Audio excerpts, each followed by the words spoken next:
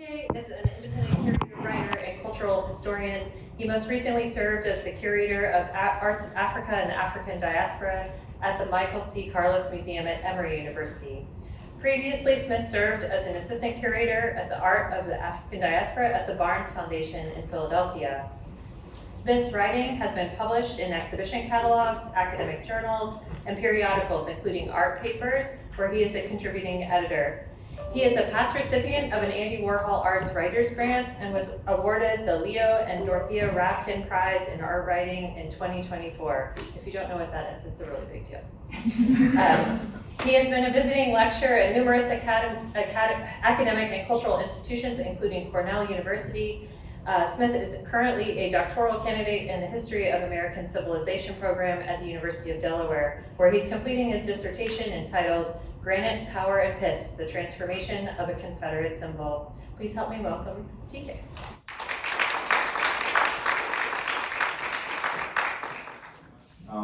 Thank you all for having me. I am extremely long-winded and very sentimental, so I'm going to try to make this quick so we can get to questions, okay? So, again, my name is TK Smith, and I've been invited here to talk about my interdisciplinary curatorial practice. I'm currently an independent curator, and I'm taking a period of time to work on my writing. So you're catching me fresh before I hit the streets, or ride the rails, or however you might want to call working for yourself. So just to give it away, I think the most important part of my curatorial practice is being able to be with people in their grief. It is something that I did not know. It was something I was not taught. It was something I had to learn in the processes of curating, being with and amongst people. And it's a skill that you really can't teach. I think you learn it through experience. And I just want to make this statement because I understand that a lot of people are going through a lot of things, and I'm going to be talking about mourning. So I just want to acknowledge that we live in a culture that is not, there's no space for grief. If anything, we shame people for grieving. It's very difficult to share grief with others. I have a joke, if you've seen the movie Midsommar, I tell people, like, I want to grieve like that. I want to sit in a barn and wail and have my whole community wail with me. You know, I want to be held that way. And especially after COVID, we're all living in kind of like the trauma of having lost an innumerable amount of people. We don't know how many people we lost here in the United States, in the world. And I think whether we acknowledge it or not, we are all actively living in a period of grief. And unless we make space for grief, it forces you to act in a lot of interesting ways. And I just want to share with you, just in case you are actively grieving or need to acknowledge your grief, that grief is isolating. Please don't isolate yourself. And all of our ancestors, you know, the ones that I claim in my writing, I cite in my writing, James Baldwin, Toni Morrison, you know, Maya Angelou, all said, we can't make decisions out of fear.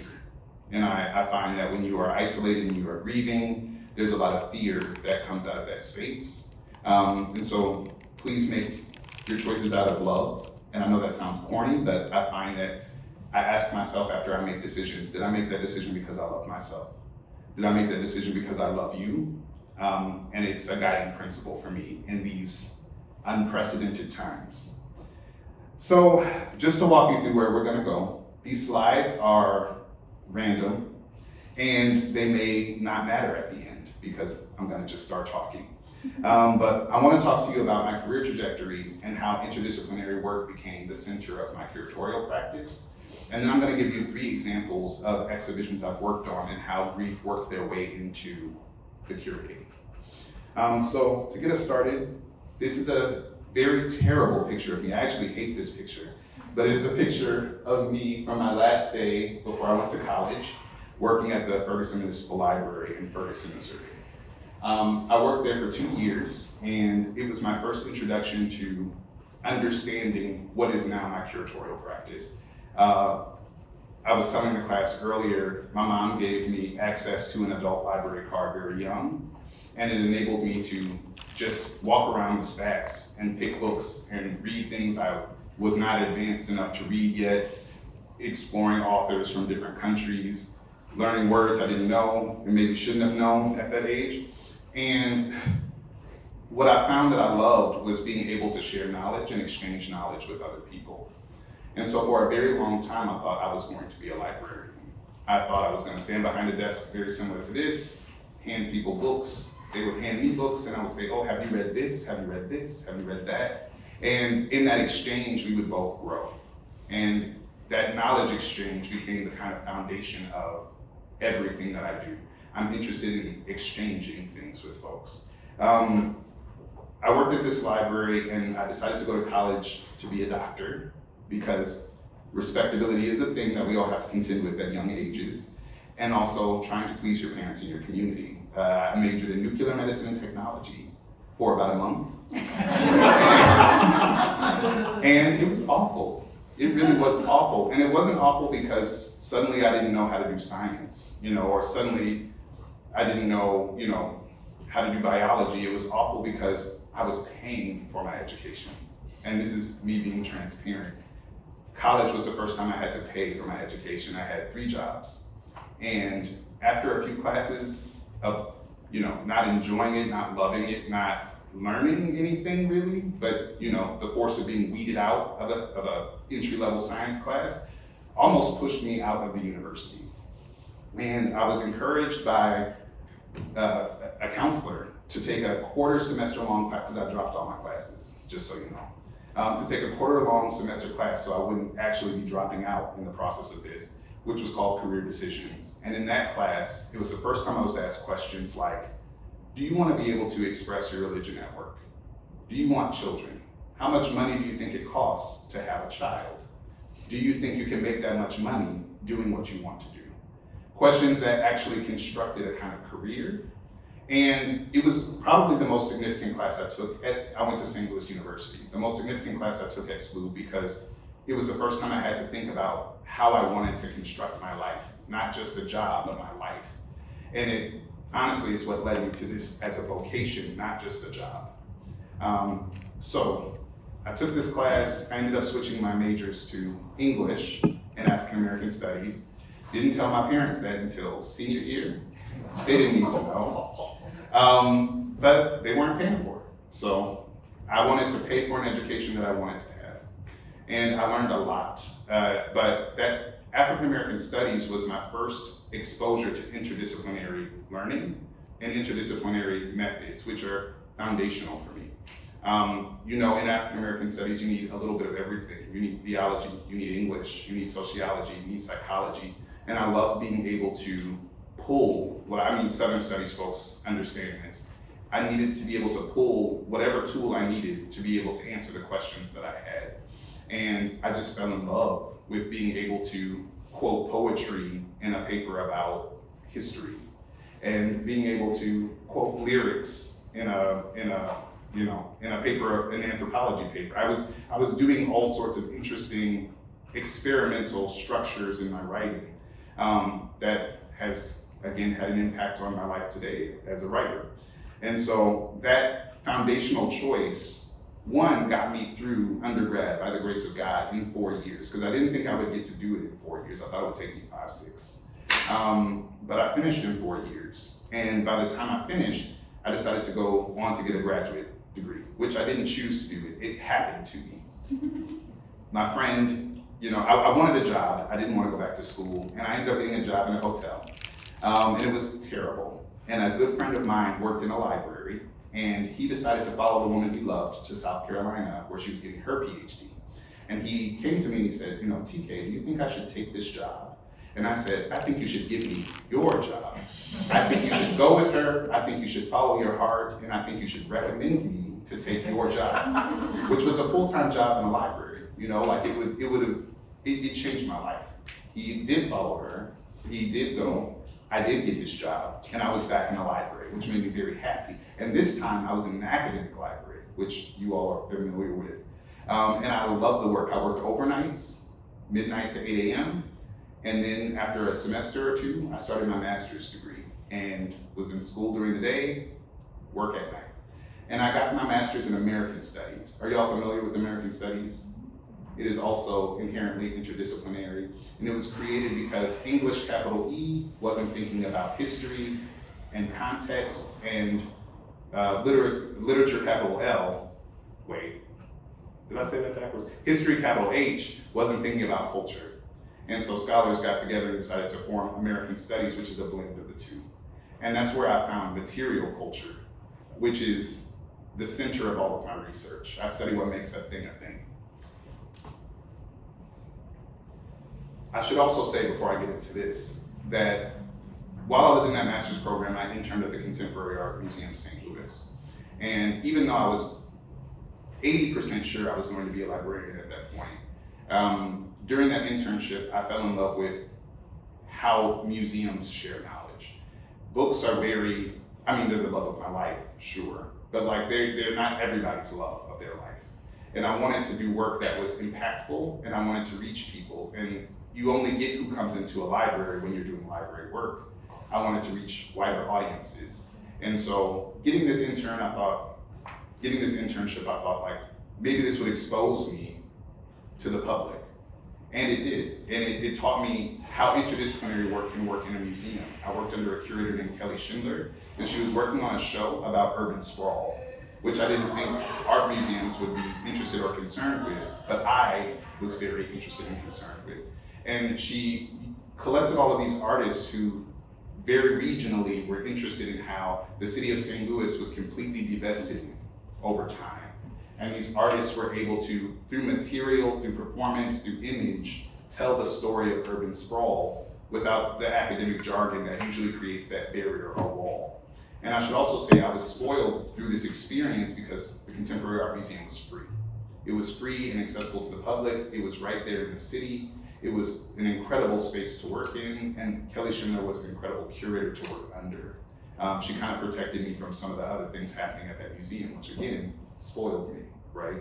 But it was an incredible experience. And from that day on, I was like, I want to work in museums. That same process of like exchanging a book over the counter happened every day in the galleries. And people were having all sorts of emotional and angry and loving and beautiful experiences, remembering the very neighborhood in which they grew up in that's not there anymore.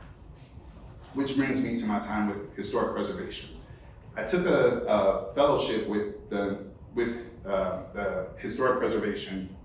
They asked us to do specific research on specific neighborhoods in specific cities that we were tied to from our own disciplinary lens. And so at that time, I had already become obsessed with monuments and public art and the built environment. And so I thought I would study a neighborhood that doesn't exist anymore, which was called Mill Creek Valley in St. Louis.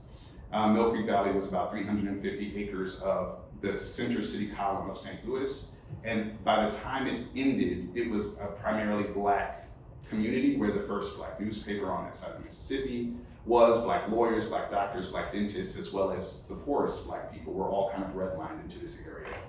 The city fathers, as they were called at the time, decided that that column was too valuable of land and raised all of the acreage, built the highway system, and Pruitt-Igoe, the government housing was created, which is considered still to this day a failure of the federal government. And so I decided to study Mill Creek Valley from my perspective. I went around St. Louis and I searched for folks who had lived there because they were still living. You know, like they remembered when it was their neighborhoods. Only a few structures still exist: the high school, which is a part of the HBCU there, and a church, which is now a part of what became my university, St. Louis University.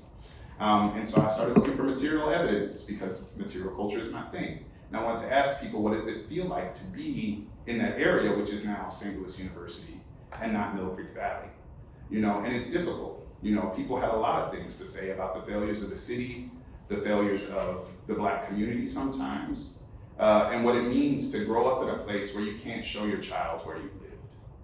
And that work was more emotional than I thought. People mourned that Mill Creek Valley wasn't there, and they expressed just how distrustful they were of any city to preserve and protect their histories and their legacies. I started with the question of, should there be a monument to Mill Creek Valley, some kind of structure to the people who lived there? And the resounding response was, we don't want a monument, we want our home back. And that's something I can't do, right? And so this was the moment I was saying, look at what we've lost, and look at what we've taken from a community of people, and look at the trust we've broken. It was a very controversial, talk. Someone said to me, I think there still should be a monument because I would learn so much from it. And I thought, is that why people exist, to teach you things? We have to look deeper than just what we can get from the ruins of someone's experience. And so after I finished my master's in American Studies, I moved down to Atlanta, Georgia, and took a fellowship at Clark Atlanta University Art Museum under the director, Dr. Marita Poole, who is now at Newcomb in New Orleans. I needed practical experience. Again, I did not want to get another degree. So I was like, if I'm gonna work in museums, I have to get some hands on the ground, boots on the ground experience. And this fellowship taught me that. I got to work between the Clark Atlanta University Art Museum, the Zuckerman at Kennesaw State, and PAFA, the Pennsylvania Academy of Fine Arts in Pennsylvania. And we did different projects at different scales. We worked with the Women's Mobile Museum. We worked with the Brandywine Princeton Archives. And it exposed me not only to a network of other culture workers and other cities. I had never been to Philadelphia before that experience, but also curating with different budget levels, curating for different audiences. At Clark Atlanta University Art Museum, the question of, is Black art valuable, is Black culture valuable, is not a question. It's at an HBCU that is fundamental to our beliefs. Curating at an institution like the Zuckerman, it's a very conservative state school. The questions are different, the beliefs are different. And then the Pennsylvania Academy of Fine Arts was the first art museum, first art school in the country. Our first and foremost audience were the students. Unfortunately, it's no longer an art school, but the museum is still there. And so being able to get that kind of on the ground experience, we swept floors, we mopped floors, we painted walls, we moved art. We hung the art, we wrote the catalogs, we edited catalogs, we gave the public talks. It was an incredible hands-on experience. And I loved every minute of it. I worked for an incredible boss who also was not an art historian. She was an anthropologist. And she was interested in Nubian language and Nubian art and Nubian culture. And she fell in love with museums too. And also struggled to find a place for herself in museums because she didn't have that art history degree. Is anyone in here an art historian? So no shade to art history. But when I was coming up, art history has changed a lot. It is expanding itself a lot, necessarily, I think. But when I was growing up, art history was not looking at Black people. It was not looking at women. It was not looking at disabled people. It was not looking at queer people. And it was so focused on the canon and repetition of the same knowledge over and over again, that I just knew I couldn't get a degree in art history. And everybody advised me to get a degree in art. They was, TK, take yourself seriously. You want to be in a museum, you get a degree in art history. And I just could not force myself to pay for a degree where I knew I would be fighting for the value of the art I wanted to curate. And so I got my little American Studies degree, I got my practical experience, and I was ready for the market again, because I'm thinking, I'm going to get a job. I'm gonna get a job in a museum, I have what I need to do it. And before I get into that, the Tina Dunkley Fellowship, as it was called, that was created by Dr. Marita Poole, was a part of the Diversifying, the Donnelly Initiative, Diversifying Art Museum Leadership Initiative, funded by the Ford and the Walton Foundation. I was a part of the wave we have to get people of color through the pipeline to museum leadership. That wave has ended. And we're at the time where we're questioning if we actually made any impact, right? A lot of the people who started with me on that road as fellows, as interns, parts of these initiatives are no longer in museums. And I would argue that that's primarily because of how museums are, structurally, historically, culturally, and economically. It's a grading change. These changes we need to make to keep museums relevant, but the people who are on the front lines of those changes get sometimes ground up in the gears of it. And so the question is, did the pipeline work? Am I a success? I would say that my time with Marita Poole made my career. That time with Sarah Higgins, who is now the editor of art papers, she was at one time a curator at the Zuckerman, and she just asked me, what are you working on? And I told her I'm obsessed with bricks. I'm thinking about bricks in St. Louis. St. Louis is a city where you can't see Black history in the public landscape, but what I found is that the history of brick in St. Louis is so significant. The industry started with slave labor, and they were hand-packed bricks, which means whenever you see a brick with a fingerprint in it, that's probably the fingerprint of someone who was formerly enslaved. And so I was telling her this at a restaurant called Homegrown, where they had this gravy-smothered fried chicken called a comfy chicken. And so I was eating my comfy chicken, we were talking about bricks, and she said, well, maybe you should write something for art papers. And that started my art criticism career. I just wanted to get that in there before I get into this show. And so that fellowship introduced me to my art writing as well. So it culminated in an exhibition with Zephora Camille Thompson. And now I'm going to switch to talking about these 3 projects. The first project is called Looming Chaos, or Zephora Camille Thompson, Looming Chaos. This is Zephora and I when I had hair, sitting on the porch of her cabin, which was also her studio. And we were talking over basically the notes for the show, and we were photographing some of the works outside. The show, the fellowship, they gave us the opportunity to curate our own. She gave us so much autonomy. And she said, here's your budget, curate a show.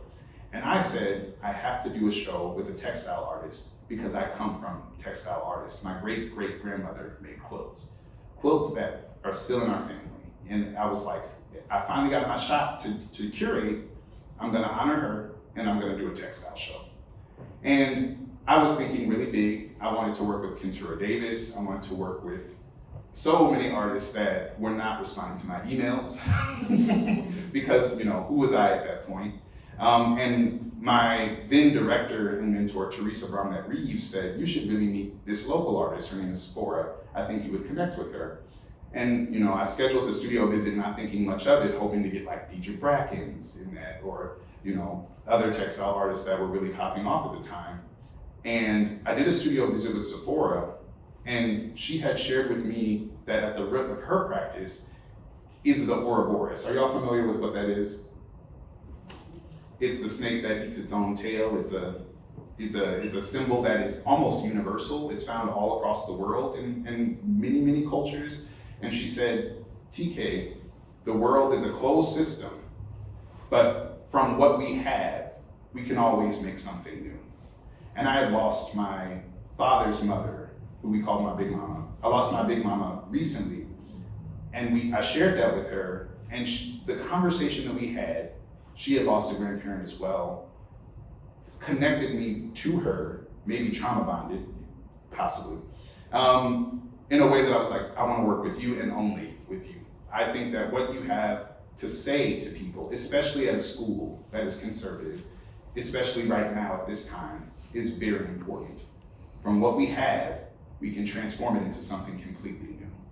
And how that shows up in her textiles, wrong computer, is she makes these beautiful, fantastical woven abstractions, tapestries, soft sculptures, installations, using the kind of symbols and sites of where she's from in North Carolina, that coastal life and that coastal Black culture. And so, of course, I became obsessed. And at the root of this exhibition was my grief and her grief.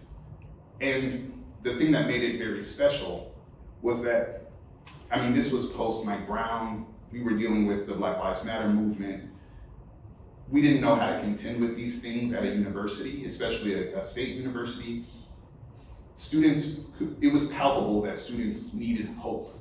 And I found that nihilism is the enemy. As soon as you stop caring, it's over. And so I thought Zephora is the perfect artist to bring to these students because we're going to remind them that they can do something with the world they're about to inherit. And so we built this beautiful show. These are the galleries at the Zuckerman. And this is one of the photographs from that day we were sitting on her porch. I'll admit very quickly, I wanted her to make all new work, which now I recognize as a seasoned curator is crazy and unreasonable. But we were able to commission 5 new pieces, and especially this piece, which is made of bone, is meant to evoke a funeral pelt.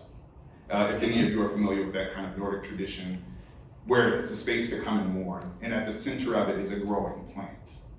And you can see here in the installation, we couldn't put dirt in the gallery. They wouldn't allow that. Also, they didn't like a living plant, so there's a simulacra of a not living plant on this very pungent mulch.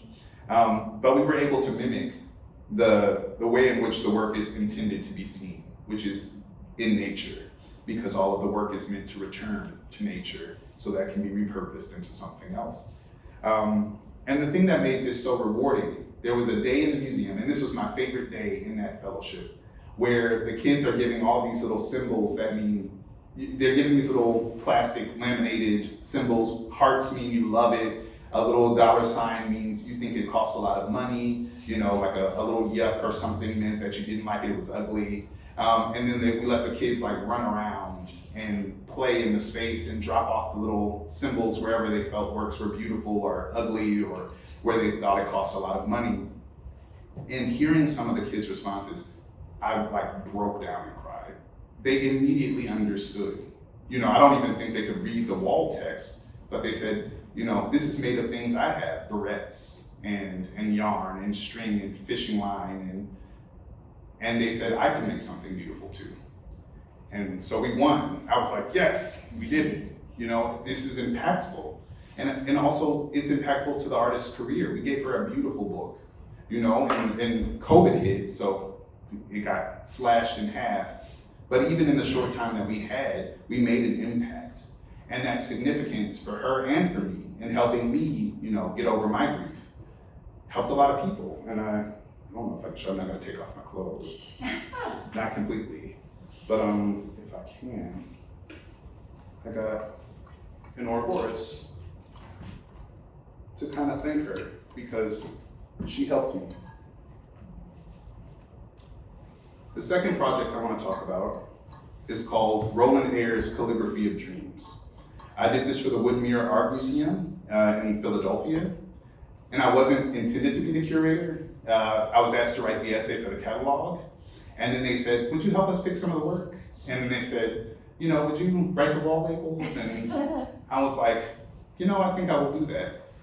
I was gifted 10 boxes from his own personal, no, excuse me, I'm saying this wrong. I was gifted a box of 10 dream journals from the artist. He had died. And this is an excerpt from one of those. And I don't know how many people have worked from an artist who was under-recognized while they were alive. This artist knew he would die under-recognized. And it was very clear from his dream journals that he was waiting for someone to come and curate a show of his work that would appreciate it. He died in, I think, 2013 or 2015, I've lost it now. But he died from complications of dementia. And one of the moments that really caught me, the reason I became obsessed with this man is that when he was institutionalized, his wife couldn't handle him in his state. They took a field trip to the Woodmere Art Museum, and he wouldn't leave.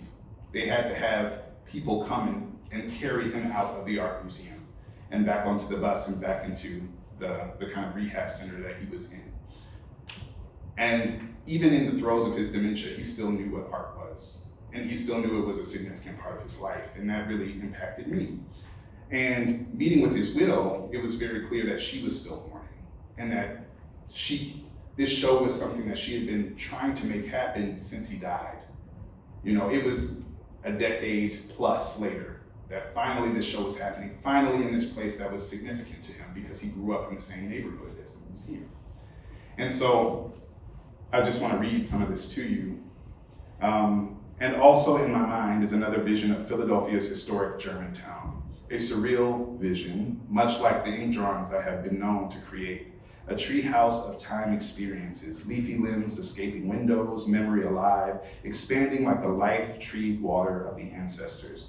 the Orishas, or the many houses and worlds of the Hindu gods and goddesses, a creation rooted in thought and images branching from the now diminished brick apartment building that was 204 East Hayden Street, home to my parents and me for 18 years.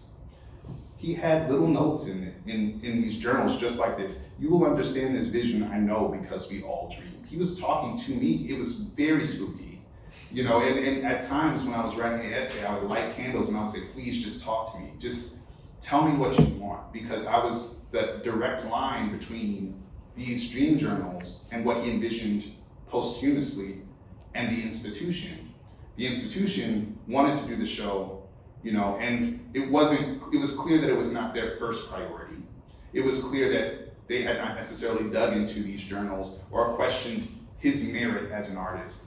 And, you know, I know we're not necessarily using the language anymore, but he was a master printmaker. He was an incredible draftsman. He was an incredible surreal artist in a time where Black people were not necessarily making surreal or erotic. He was very erotic art. You know, he was a war veteran, and he was an incredibly special person. He loved jazz, he loved the blues. And working on that show, you get to know this person very intimately, and his widow, who loved him. And so you know everything you write is going to be, if not from him in these journals that he left behind, from the voice of his widow, who mourned him actively. And the beautiful thing that happened in this show, I'm going to show you a few of his works. This is erotica, a drawing, just to give you an example of what I mean by surreal and erotic.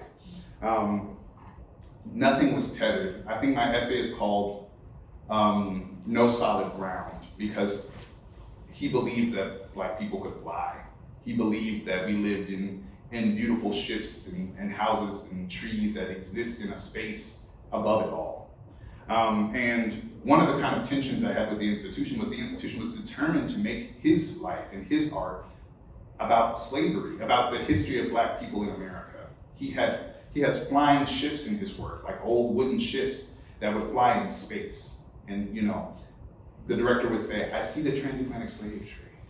You know, I see it. I see shackles. And I said, no, that's not it. He's thinking about Afrofuturism. He's just before his time.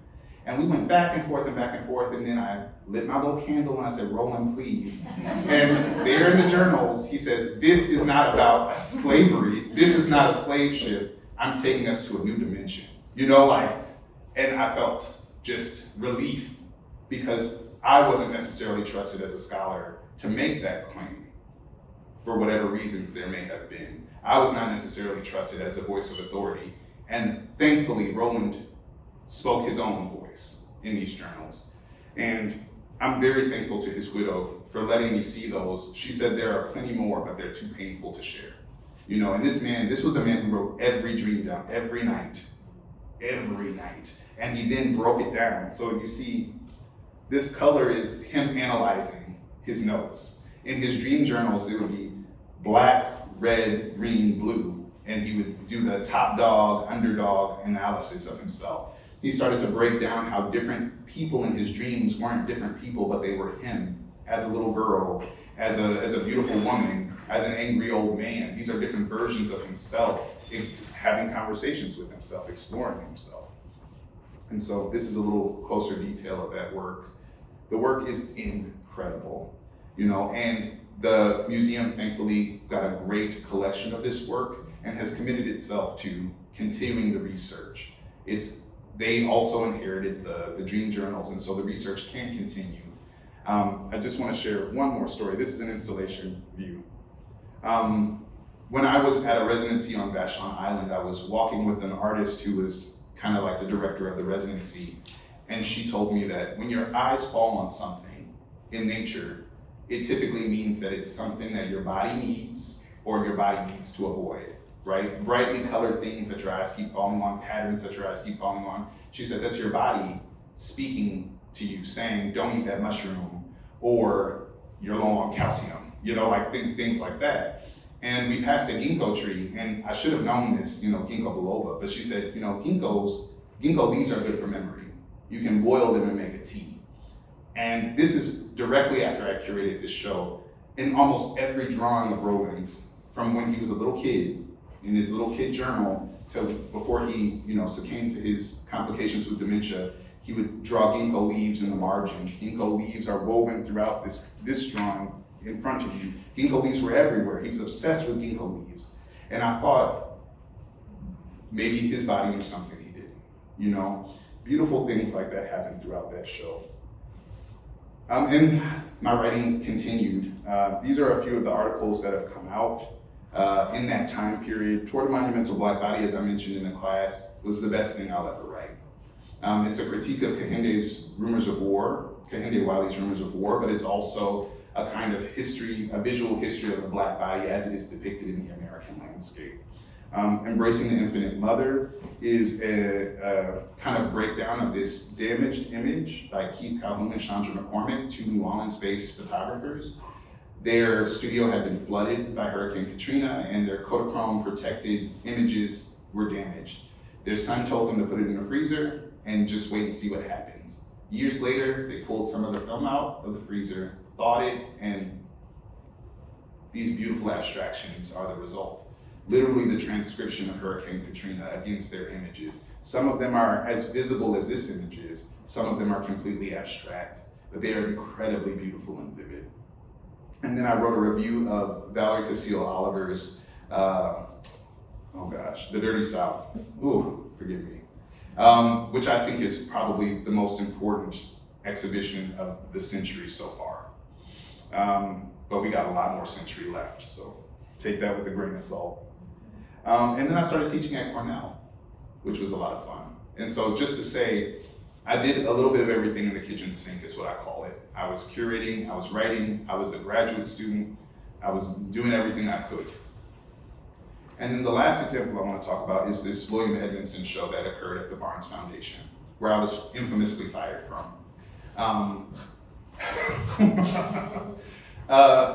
I was taken on as the inaugural assistant curator arts of the African diaspora at the Barnes in 2023.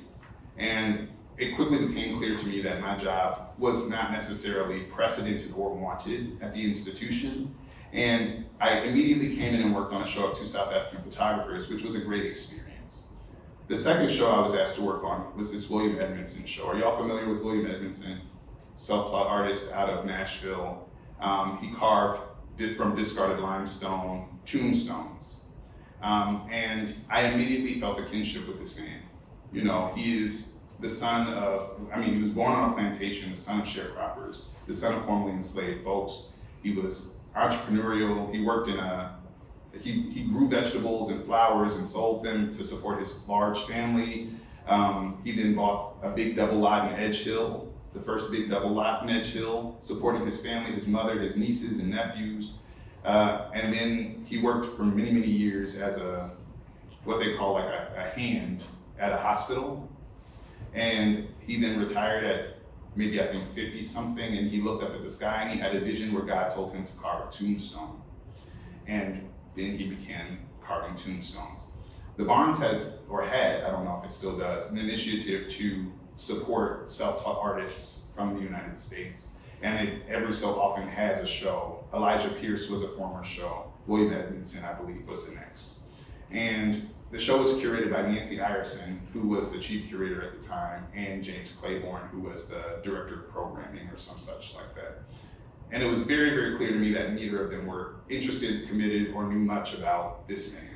And so when it fell on my plate, I finished the checklist, I edited the book, and we designed the space, which I can kind of show you. This is his yard.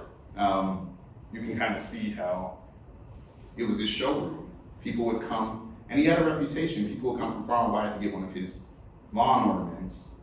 But the art world is what made him an artist. He didn't claim being an artist, he made tombstones. And if you put it in the context of a segregated South, he made tombstones for people who could not afford typically, or would not have a tombstone cutter to make them a tombstone, which gave a lot of Black families tombstones in which to mark their families, when before, you might just have a plot with a big rock on it and everybody kind of gets buried around. You might mark it with twigs and stones that blow away eventually, and we lose those places. We're still discovering Black burial grounds all over the country.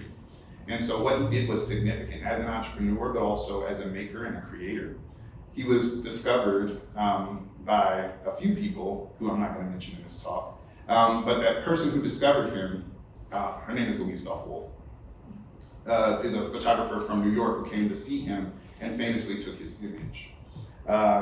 Then he became kind of like swept up in what was then called folk art fever, and he became the first Black artist to have a show at MoMA in 1937. And he became so famous that people started stealing the tombstones out of the Black cemetery and selling them back into the art market.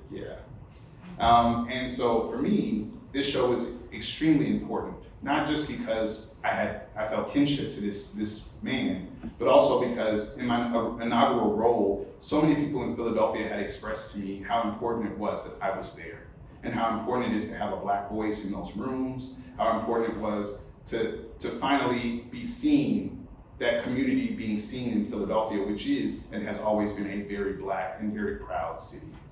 And so I even remember telling my boss, who famously told me, TK, you care too much. That when you have a job that also has your identity in the title, the stakes are different, the pressure is different, the expectations are different, not maybe necessarily from the administration and the institution, but from my community, and that's who I serve. And so it was a very difficult process, but the show ended up being very beautiful. It ended up being a success, I would say.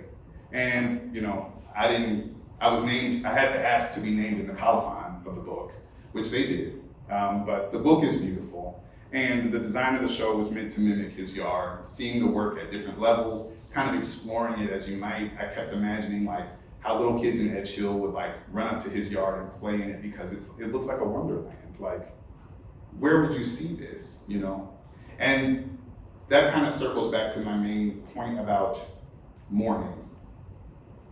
Being able to see Black people as human is kind of fundamental to all the work that I do. Indigenous people, women, queer people, being able to see human beings as human beings, multifaceted human beings, is central to what I do. It is not necessarily central to what museums do. Museums have all sorts of agendas and reasons for the things that they do that don't always benefit from the acknowledgement of wrongs or the humanity of the people in which it wants to show. I was fired from this job working on Mickalene Thomas' show, but I think that the work that I did in this show is really what sealed my coffin. I really pushed back in the institution, and to a certain extent, I did overstep. There was a marketing meeting that I want to just mention where we talked about the photographs of Louise Wolf as being what we would use to market the show. And I said, that's what people always do. Why don't we just use one of his sculptures to market the show? And the head of marketing said, that doesn't make any sense. No one would be interested in just the sculpture, we should show his face, which meant that he couldn't be shown without this photographer who had made a career for herself to photographing him. And so we went back and forth. I'm the only Black person in this room. I'm the only person advocating that we use the work to show. No one is really jumping to my defense. And the head of marketing says, if we don't show his face, I don't know what you expect me to do, and shut down. And so at the end of the day, I wasn't the curator. The curators were not in town, they were gone. And I was the only one who could make that defense. And at the end of the day, it was not my choice to make.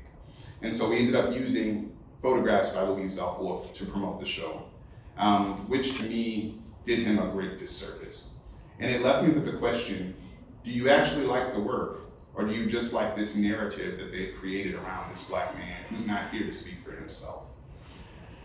And so my favorite day at the Barnes, one of my very favorite memories as a curator, I had to teach the course because with exhibitions come courses, and so I taught the workshop on William Edmondson, and I got permission to get whoever attended my course pads of paper, and they could come in and they could sketch from the work itself.